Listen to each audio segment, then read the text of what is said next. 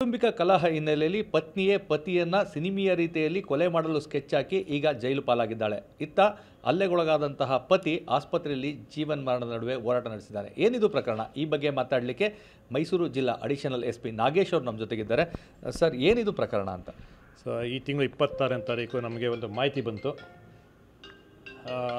ಮಾಹಿತಿ ಮೇಲೆ ನಾವು ರಾತ್ರಿ ಸ್ಥಳಕ್ಕೆ ಭೇಟಿ ಕೊಟ್ಟು ನಂಜನಗೂಡು ಟೌನ್ ಸ್ಟೇಷನ್ ಲಿಮಿಟ್ಸಲ್ಲಿ ರಾಜೇಂದ್ರ ಅನ್ನೋರು ಗಾಯಾಳಾಗಿದ್ದರು. ರಾಜೇಂದ್ರನಿಗೆ ಚುಚ್ಚಿದ್ರು ಯಾರೋ ಒಂದು. ಸೊ ಹೆಂಡ್ತಿಗೆ ಅವಳು ಕೂಡ ನನಗೆ ಚೈನ್ ಕಿತ್ಕೊಳಕ್ಕೆ ಬಂದರು ಅಂತೇಳಿ ನಮಗೆ ಒಂದು 3 ಜನ ಕಾರಲ್ಲಿ ಬಂದು ಚೈನ್ ಕಿತ್ಕೊಳಕ್ಕೆ ಬಂದರು ಅಂತ ನಮಗೆ ಘಟನೆ ಬಗ್ಗೆ ವಿವರಿಸಲು.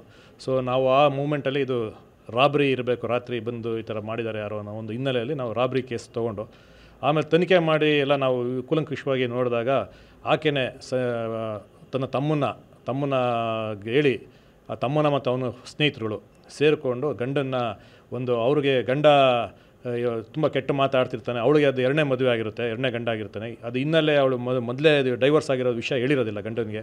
ಸೊ ಆದ ಕಾರಣಕ್ಕೆ ಮತ್ತು ಅವನ ತಮ್ಮನಿಗೆ ಹೆಲ್ಪ್ ಮಾಡ್ತಿರೋದ ಕಾರಣಕ್ಕೋಸ್ಕರ ತಮ್ಮನಿಗೆ ನೀನು ಕಾರೆಲ್ಲ ಕೊಡಿಸ್ತೀಯ, ಎಲ್ಲ ಹೆಲ್ಪ್ ಮಾಡಿ ನನಗೂ ಕೊಡಿಸು ಅನ್ನೋ ಒಂದು ಹಿನ್ನೆಲೆಯಲ್ಲಿ ತುಂಬ ಮಾತುಕತೆ ಆಗಿರುತ್ತೆ ಹಿಂದೆ ಮನೆಯಲ್ಲಿ.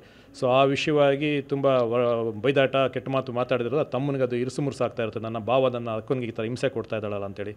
ಈ ಒಂದು ಕಾರಣದಿಂದ ಆಕೆ ಒಂದು ಮಾತುಕತೆ ಮಾಡಿಕೊಂಡು ಒಂದು ಮೈಸೂರಿಂದ ಒಂದು ಬಾಡಿಗೆ ಕಾರ್ ತೊಗೊಂಡು ನೈಟು ಆತನ ಮೇಲೆ ಕೊಲ್ಲೋ ಒಂದು ಉದ್ದೇಶಕ್ಕೋಸ್ಕರ ಹೋಗಿರ್ತಾರೆ.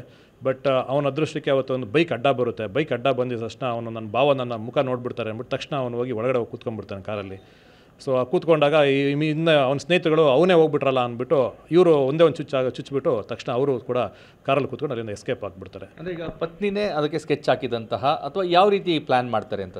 ಅಲ್ಲ, ಪತ್ನಿ ಮತ್ತು ತಮ್ಮ ಸಂಜಯ್ ಅಂತೇಳಿ ತಮ್ಮ ಅವನು, ಸಂಗೀತ ಅಂತ ಈಕೆ ಪಂಚಾಯತಿ ಆಫೀಸಲ್ಲಿ ಕಂಪ್ಯೂಟರ್ ಆಪ್ರೇಟರ್ ಆಗಿರ್ತಾಳೆ. ಸೊ ಈಗ ಗೌರ್ಮೆಂಟ್ ಕೆಲಸದಲ್ಲಿರೋದ್ರಿಂದ ಇವಳು ಸ್ವಲ್ಪ ದುಡ್ಡು ತಮ್ಮನಿಗೆ ಸಹಾಯ ಮಾಡ್ತಾ ಇರ್ತಾಳೆ. ಸೊ ಆ ಸಮಯ ಮಾಡ್ತಿರೋದ್ರಿಂದ ಅದು ಇವಳು ಅಡ್ಡ ಬರ್ತಾ ಇರ್ತಾನೆ ಇವನು ಗಂಡ, ನನಗೂ ಕೂಡ ಸಹಾಯ ಮಾಡುವಂಥ. ಮತ್ತು ಅವಳಿಗೆ ಮದುವೆ ವಿಷಯ ನನಗೆ ಹೇಳಿಲ್ಲ, ಮೊದಲನೇ ಮದುವೆ ವಿಷಯ ಅಂತ ಸ್ವಲ್ಪ ಅವಳಿಗೆ ಇದ್ದಿರೋದ್ರಿಂದ, ಜಗಳ ಇರೋದ್ರಿಂದ, ಸೊ ಅವ್ರ ಬಗ್ಗೆ ಅದು ಡಿಸ್ಪ್ಯೂಟ್ ಇರುತ್ತೆ. ಆ ಡಿಸ್ಪ್ಯೂಟ್ ಇರೋದ್ರಿಂದ ಇದು ಇವನು ನಮ್ಗೆ ಬೇಡ ಇವನು ಸವಾಸನೆ ಬೇಡ ಅನ್ನೋ ಒಂದು ಉದ್ದೇಶಕ್ಕೋಸ್ಕರ ಅದು ಎಲ್ಲೆಲ್ಲ ಒಂದು ಮೂಮೆಂಟ್ ಒಂದು 2-3 ದಿವಸದಿಂದ ಮೂಮೆಂಟ್ ಹೇಳ್ತಾ ಇರ್ತಾರೆ. ನನ್ನ ತಮ್ಮ ನನ್ನ ಗಂಡ ಈ ಥರ ಹಿಂಗೆ ಬರ್ತಾ ಇದ್ದಾನೆ, ಇಂಥ ಕಡೆ ಓಡಾಡ್ತಾ ಇರ್ತಾನೆ ಅಂತ ಹೇಳ್ತಾ ಇರ್ತಾನೆ. ಸೊ ಆ ಮೂಮೆಂಟ್ ತಿಳ್ಕೊಂಡು ಇವರು ಅಟ್ಯಾಕ್ ಮಾಡೋದಕ್ಕೆ ರೆಡಿ ಆಗ್ತಾ ಇರ್ತಾರೆ.